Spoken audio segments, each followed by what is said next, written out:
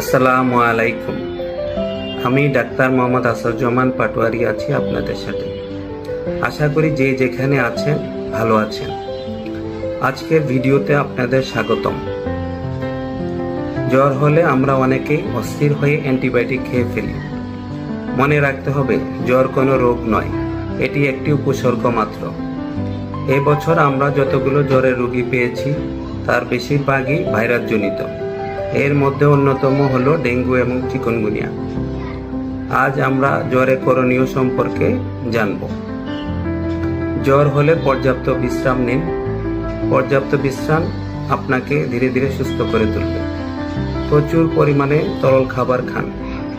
তরল খাবারের মধ্যে আসবে স্যুপ, ডাবের পানি, ফলের রস, ওটস স্যালাইন এবং পানি।